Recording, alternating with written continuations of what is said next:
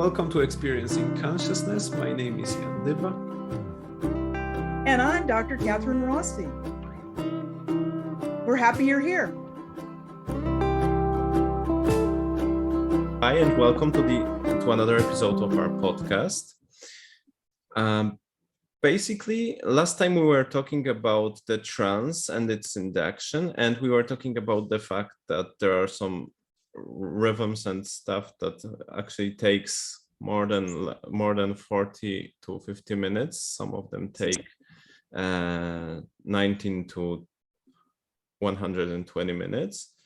And the question came out, is it able to put the whole creative process and put the whole like trance experience into a session that takes 45 to 50 minutes? That's the usual that people actually spend in therapy. So my question is it actually possible to take and put all ultradian 90 to 120 minute cycle into 45 minutes somehow? Well, and that was your curiosity on, and so the answer to that question is maybe. It depends. That and isn't that the way that things are in life? Is that I'd love to be able to just say, oh well, yes, of course. You know, you can take an hour and a half or two, and you can get everything done in half that time. And the thing is that sometimes you can. So for the vast majority of psychotherapists, they work in the 45 to 50 minute hour. Yeah. And this is what insurance companies want. This is what people are expecting. And it's also cost effective. I always work in double sessions because I can. And my sessions are always, 90 minutes. They might be a little bit more than that. That I'm following what's happening naturally on the biological level of the person that's sitting in front of me. And so I'm really fortunate, but everybody's got to work in the way that works best for them. Howsoever, there are kind of tricks, and maybe I shouldn't use the word tricks. There are skills that you can use to help to focus.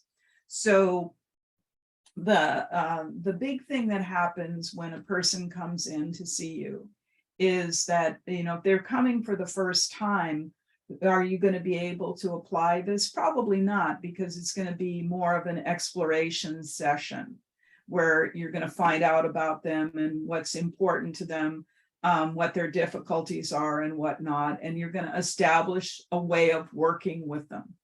But as you get into the further sessions, it might be interesting to apprise them of how they can understand the natural biological unit of work, that's called an ultradian.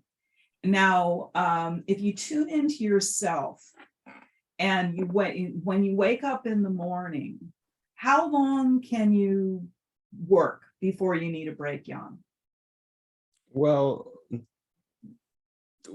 I would say that depends on the condition, on the quality of sleep, on many other aspects. Mm-hmm. But I would say when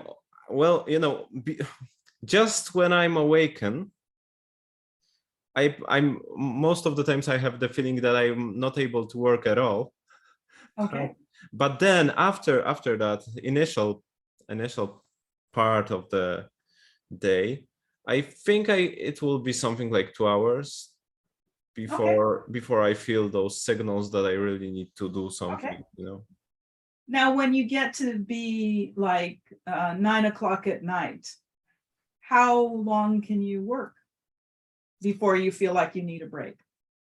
Without anything, without cocaine or Yeah, without, supplements, let's put it that way. But without healthy supplements, Healthy supplements, yeah. I encourage the healthy well, supplements. naturally, I would say when it also depends on when I woke up, how long have I slept, and how exhausting or not exhausting was the day. But I would say that with the focus, I would say about an hour Okay. max, and then I will have to. I mean, I can do some things after that, but it would not be with such an energy level. So mostly I relax. So this is that for people who are more morning people, Mhm. the beginning of the day, the ability to stay with the focus, which is really a unit of work, Mhm. is longer.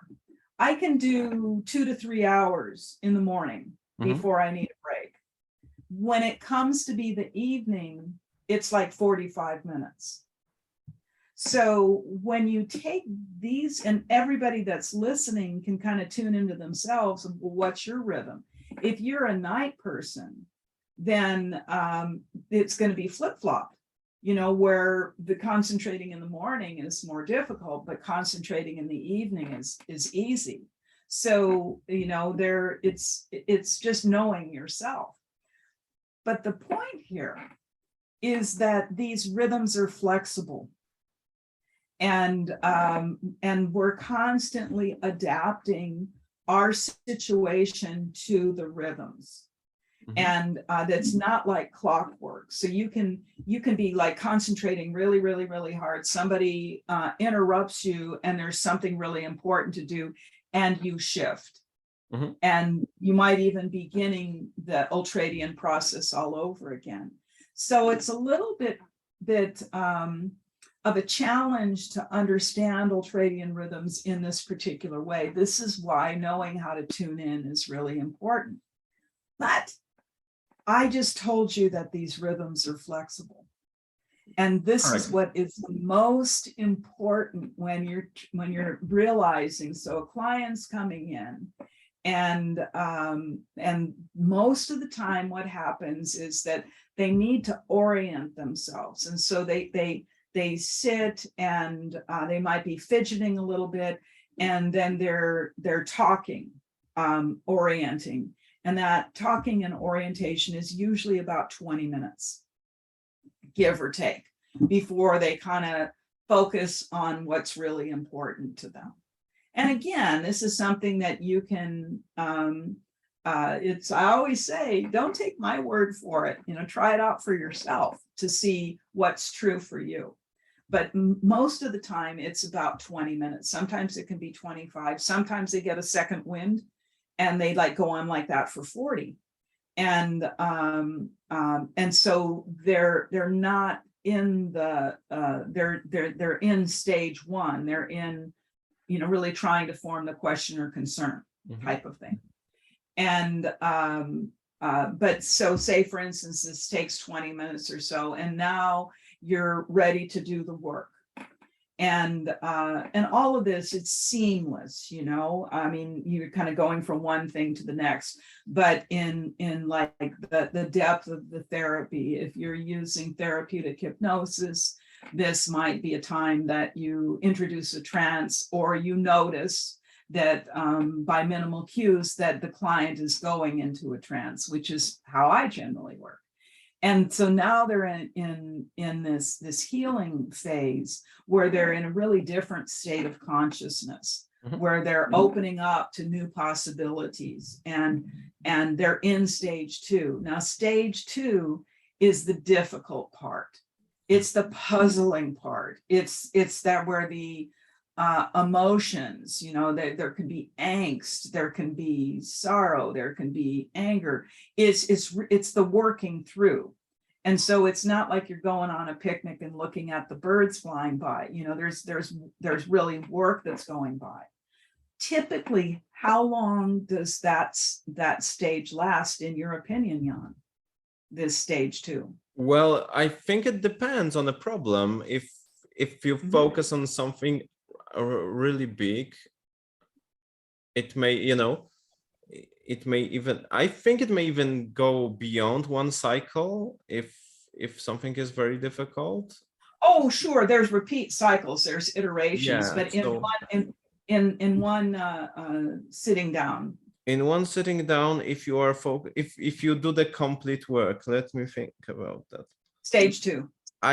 Well. I would say but it's a complete guess. It's like 15 to 20 minutes. That's an excellent guess. That Is you see, Jan. I'm telling you, you know so much more than you give yourself credit for. So and it's an interesting thing to time. Like, you know, when you're in the depth of a problem, how long are you typically there? And it's typically around 20 minutes. And it almost never goes longer than 90. And so, but let's just give it the 20 minutes, right? So now you've got the 20 minutes where you started, where you're orienting yourself. Now you've got the 20 minutes where there's this like really working through part. Yeah. So if you've got 45 minutes, that gives you 5 minutes to come back to you know, your regular conscious mind. And it also doesn't necessarily mean that you've gone into stage 3. You know, you might get the beginning of stage 3 is, oh, well, I could do XYZ, or, you know, I feel something different in my body, or I feel this, I have an intuition about everything's going to be okay, or that sort of thing. Something new is emerging. Exactly, something is emerging.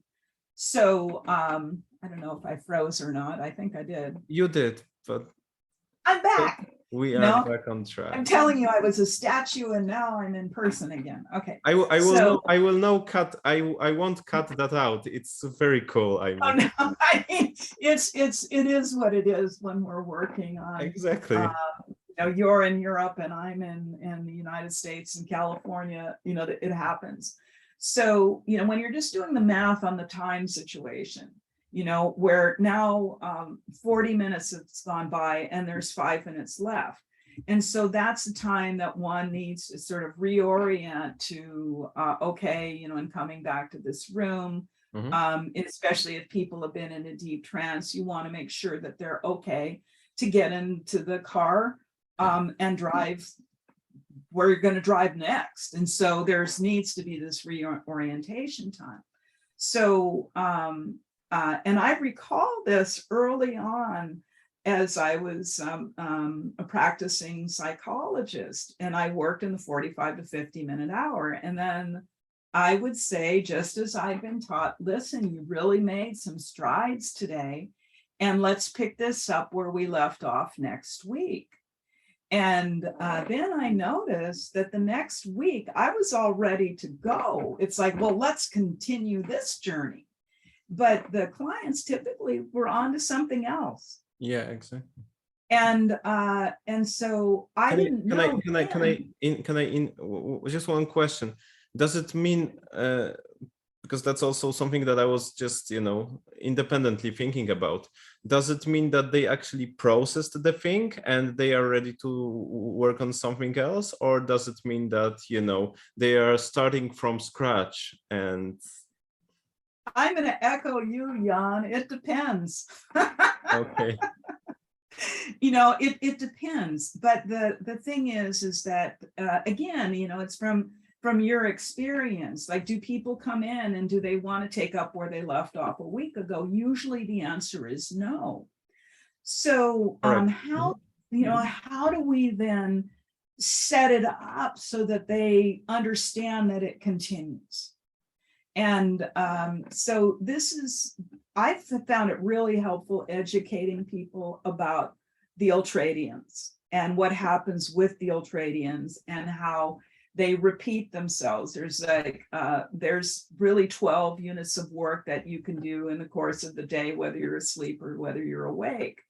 And so if a person is on the brink of a stage 3, and they usually are at that point, you can be very enthusiastic about this, is to say, you know, I really wonder as you know that this is either going to be going on in the back of your mind or it's going to be going on in the front of your mind, I wonder when you wake up tomorrow morning, what kinds of thoughts you might have, what kinds of dreams you had in the night, and did it relate to this that was so interesting to you, or this problem that you have. And so you can help for it to continue So in this respect. So you're priming the processing of the thing. Well, and also you're honoring the fact that when a person has to move on to something else, sometimes, you know, you forget,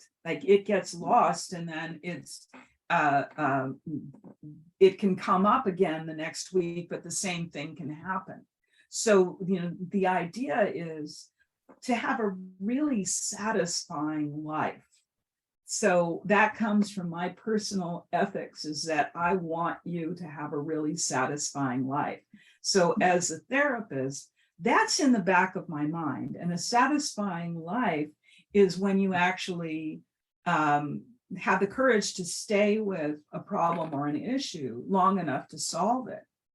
And so in the course of 1 week's time, how many ultradians do you think that there are? How many opportunities do you think there are to solve a problem? On the conscious, I mean, on in the awake phase, or all in general? You know, just like, you know, how many ultradians do you have in the course of 1 week? Okay, including sleep. Including sleep, yeah. Okay, let's say that each takes 90 minutes. Figure 2 hours. Okay, if that would be 12. 12 a day, 12 a Yeah. day times 7, it's gonna be 70, 84. It's exactly. So the thing is that when I tell you, okay, now you're not there yet, you got 84 chances before we meet next week to solve this problem, to make a step forward. And how people respond to that is generally they're nodding, you know, and so, you know, they're getting it. And they say, wow, 84. It's like, yeah, there's 84 chances. Yeah. So, you know, to then get into a stage 3, which is new ways of perception. It's new ideas about how you might solve a problem. It's, as I say, it's the, sometimes there aren't words, there might be images. Sometimes there's just a sense. And when you get into this stage 3 situation, you can lose it so fast. Is that because that's where the logical mind comes in and says, well, that, you know, no, nothing's going to work. I mean, you know, you get these various things, because it's like, to me, when you plant a seed and you water that seed, and now this tiny little shoot is coming up out of the soil, it needs very special care to grow. And this is what it is when you're having a stage 3 new possibilities, is that it needs like this care and this nurture, this opportunity. And in other words, it like needs a little bit of time. It needs a little bit of suspension of the old ideas and the old ways of going about doing it. And so this is really what a stage 3 is all about. And to those who doesn't know that, to those who are listening us for the first time, stage 3 is a stage where someone gets an insight from the creative work that they are doing, right? Yeah. And then the interesting thing, I told you in stage 2, I mean, it's the difficult emotions, right? Oh gosh, you know, I mean, it's pain, angst, you know, all this sort of thing. You get to a stage 3 and you're going into a break, and all of a sudden it's like all of those things that were so difficult, it's like they melt away. And so it's such a relief in stage 3 that a lot of times people, they just sort of let it go. they've lost the motivation to, well, what is the new? And when you get the new, where it's not just a rehash of what you knew before, but something that's emerging, then you can take that into a stage 4, which is how you're going to apply it in your daily life. Yeah. So in a typical 45, 50-minute session, you can get to stage 1 and stage 2. But you may get to a stage 3. It's a little dicey if you can get to a stage 4 because of that, unless maybe you tweak time a little bit. So one of the things that there was a time that I needed some psychotherapy, and I mean, what it was, I mean, it's almost laughable, except for that it was so irritating, is that my clinical supervisor decided that he was in love with me and wanted to leave his wife. And I was so angry that he didn't understand about the ethics, is that that's a dual relationship. I was not interested. I'm not interested in breaking up a marriage. It isn't the way that I see things. And obviously this guy was my supervisor, so I had to go find a new position, right? Well, you know, I mean, that's a really irritating, you know, to say the least. Yeah. And so I was very angry. So I needed to go to psychotherapy, right? Because I had to see a psychotherapist to get over the trauma of a psychotherapist hurting me. And so it's like, I remember I walked into the office of someone who came highly recommended. And I literally drew a line on the carpet. I said, you see this line? Don't cross it. You know, I mean, I was just like, again, you know, it's kind of comical. It's just that, I mean, imagine that irony. And so I don't wish that on anyone. But, and he was very expensive, and he worked in these sessions, you know, these 45, 50-minute sessions. And it's like, chop, chop, I need to make haste. You know, I don't want to be angry. You know, I need to make haste. And so here's what I did. I arrived to his office, to his waiting room, 20 to 30 minutes early. And then I centered myself, where I knew when I walked into that office and sat down, I was ready to work. And that took care of it. I think I only saw the guy, it's like maybe a dozen times, and then I was fine, type of thing. But that was, and then that's what I would say to my clients. If you can, come 20 to 30 minutes early. You're not on the phone. You're not doing double duty. You're just focusing on centering yourself and what's going to be important to work on today. And so then that takes that first 20 minutes away, and you got enough time to do everything else. What do you think about that, Jan? Well, never practiced that before, but it sounds like something I may want to try. It's kind of interesting, isn't it? You know, Yeah. I did it out of necessity because, I mean, for God's sake, going into psychotherapy because you're afraid of psychotherapists and you are one, it's like, oh, no. Do we want to prime any, you know, specific ideas so that people actually focus in some specific way on their problems during that time, or, you know, some kind of instructions apart from leaving their duties and phones outside of their awareness? Is there anything else that may help them to, you know, spend and utilize that time in the best possible way? I think it's individual. Because, you know, if it's not a to-do list. It's that when you're going into the center of yourself and you're trying to like what is it that I really want to do today? What is it that's really bothering me? You know, and then you start going through the lists in your mind, and it's like, no, that's not it. No, that's not it. No, that's not it. Well, you know, what's really bothering me is that, you know, is this. sometimes people need to distract themselves because it gets intense type of thing. But the best encouragement I could give is just the courage to stay with it. It's that courage to be quiet. It's that courage not to do double duty, but that you are so important that you can spend that time just with you, not considering what anybody else wants, but just what it is that you want. And if you're really hurt about something, that it's really about you, that you're really hurt about that. And there's everyone deals with it a little bit differently. Some people have a gut sense, for instance. They can really feel it in their gut, or they can feel it in their heart.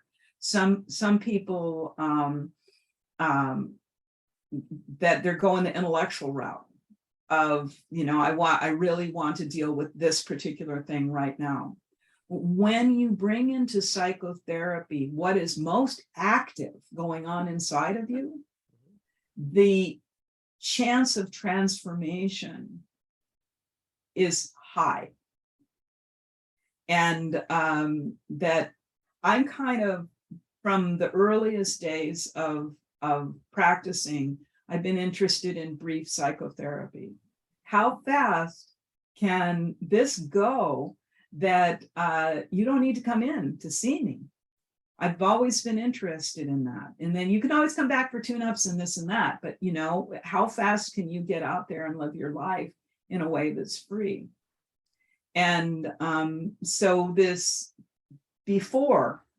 right before the session, to be able to focus and come in, I think that teaches a lesson that lasts a lifetime, of being able to really tune into yourself about what's important. I think it helps in relationships where you can be more focused on what the issue really is that's bothering you. So to me, it's an upside any way you look at it. And once clients practice this, and then of course they're running late, and so they come, screaming into your office to sit down, huffing and puffing, and they realize that it's going to take them that 20 minutes to calm down. After they've had the other experience, they say to themselves, you know what? I want to do this. Because they are already inner focused on something that is important. Right. It's like, like the last time I came early, I came in with focus, I left here really satisfied. Today, I didn't have the time. Oh my God, oh my God, oh my God. And I had to take this time that I didn't get as much done as I would like to have had done. So that's okay too. So, to me, you work before the session or you work after the session, the individual. Mm-hmm. And in the best of both worlds, you do both. So generally, a person comes a bit earlier, and the advice is for them to practice inner focus and in favor of facilitating inner search, I believe. Right. It's have you ever had the experience, especially in the summertime, where you sit and watch the clouds go by? Mm-hmm. Maybe you see images in the clouds, or maybe you're just noticing how beautiful the color of the sky is, mm-hmm. Or maybe there's a storm on the horizon, but you're just being during that time. Yeah, focusing on something. So when you're just being, all of a sudden it dawns on you. It's like, oh, this is important to me. Mm-hmm. And all of these are really natural. It's the way that we want to be. But I'd like to counteract some of what's been happening in society is that we're we're taught these days to be outer focused, you know, to pay attention every time your phone pings, to constantly being on the outside world. And particularly when you're coming for psychotherapy, this is your moment to go inside. Yeah. So it's a different kind of take on things, but it's an understanding that particularly in stage one, that comes from within of what's important. Stage two, when you're going into the difficulty, having support is awesome because it gives you the courage to stay with it. Mm-hmm. Yeah. And then when that tender shoot pops up out of the ground, it's really helpful when you have someone saying, you know, maybe that's a possibility for you. I wonder if you can just stay with that for a few more minutes and see what happens next, to see if it will grow. And learning to be able to harvest that which is new. And then in stage four, I do want to say something about that. That's where you're applying it to your day-to-day life. So we're in the linear point of view right now, Jan, you and I. We're having a conversation. There's words. Mm-hmm. When a person has been through a psychotherapy session and they get to the end, they're still, regardless of what methods you use, they're probably in trance. Yeah. And you want them to be able to stay with that. And so the stage four, in my point of view, is almost always indirect. Unless the client says, you know what I'm going to do, doctor, I'm going to do da-da-da-da-da-da-da. That's okay. It's coming from them. Yeah. But I like to give the indirect suggestions of, you know, I am so curious to learn how in the future you might apply this in your life. Like, you know, what would you do with this? I mean, really, when you think about it, what would you do with it? You give dangling sentences. You're not expecting an answer. The way that you're phrasing it is almost like the drifting off kind of thing. And I make it a point when it's appropriate in the next session is to say, I really was curious of how you applied that in your life. And generally I'll hear, well, you know, I really did take that to heart and to mind. And then, you know, I thought about it and then I dreamt about it and this and that. And I shifted in this way, I shifted in that way. I didn't do it exactly the way that it came up in the session. Sometimes you'll hear, I don't remember that. So they don't remember the session. Yeah. And it's like, and my attitude with that is wonderful. You did a whole unit of internal work that really helped you. And there'll come a time that you'll be able to remember these things when it's appropriate. But rest assured that yes, you know, and they might ask you questions about it to say, you know, and you can explore it in a different kind of way. It's not just saying you said this or you said that. So is this making sense, Jan? Makes perfect sense. So to put that all into one summary, person comes into the office earlier and starts inner focus and internal search for topics to talk about, important things, resources, anything that comes to their minds. Then they, yeah, then they enter the office and they work on the subject. We address wherever they are. Maybe it's stage one, maybe it's already stage two. Then generally in the session we help them to go over stage 2 and if possible stage 3. And if possible, stage 4, but that's not highly possible to get that. Well, but all in one. stage 4, it's much more indirect. Yeah, and so this after the session, we take them out, or they awaken from the trance, and we facilitate the stage. If we are in stage 3, for example, we can facilitate stage 4 by indirect suggestions, post-hypnotic suggestions and stuff like that, from what I understand. And that also, enforces, facilitates the process.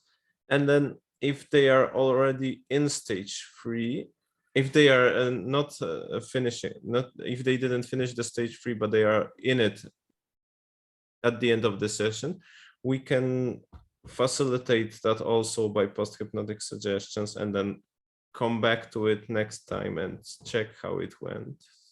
Yeah, and that an understanding that there's 84 ultradians in a week. What you do not do in this unit of work, you may do it in the next unit of work.